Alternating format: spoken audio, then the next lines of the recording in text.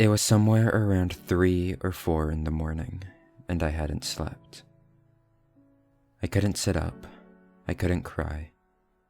All I could do was lay on my left side facing the wall and stare at the person who was in the middle of crawling out from under my bed.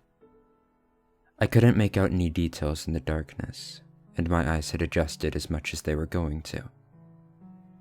My heart was pounding in my chest, and my breath was held.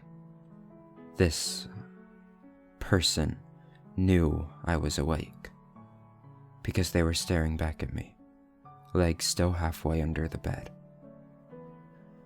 Suddenly, in a brief flash of headlights through my window, I managed to make out this person's facial expression. Wide, surprised eyes, an ear-to-ear smile, and a single finger pressed against chapped lips in a universal request of silence. When the lights faded away, the figure finished shifting out from under my bed and stood up.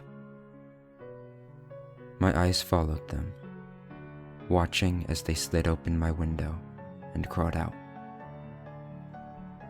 I could only wonder how many times they had done this, or how long they had been under my bed. The worst part about this whole thing was that I recognized this person. It was my old stepmother, who my father had divorced a few months back.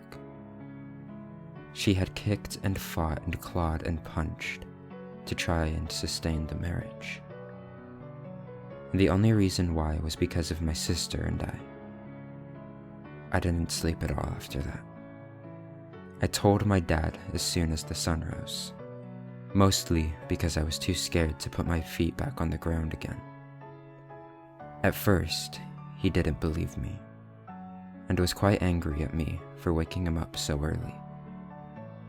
But when he saw the tears in my eyes, and heard the fear in my voice, his expression changed.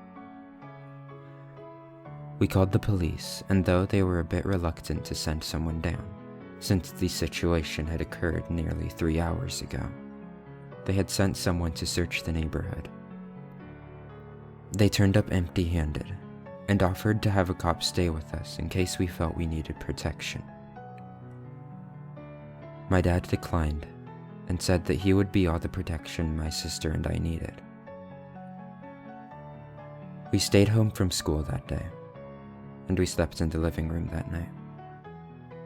My dad guarded our room, a phone and baseball bat within reach. I don't know what all happened that night, but apparently she didn't return. This all happened a year ago.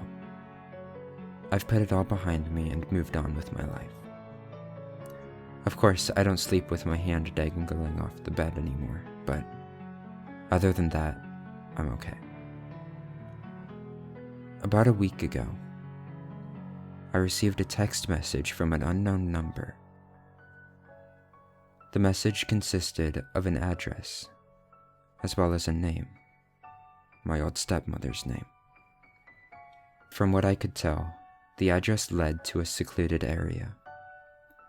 I showed it to my dad, and right now he's thinking about getting a restraining order placed. I wish I could say I felt safe, but I don't. Let's just hope this is the last I hear of my old stepmom.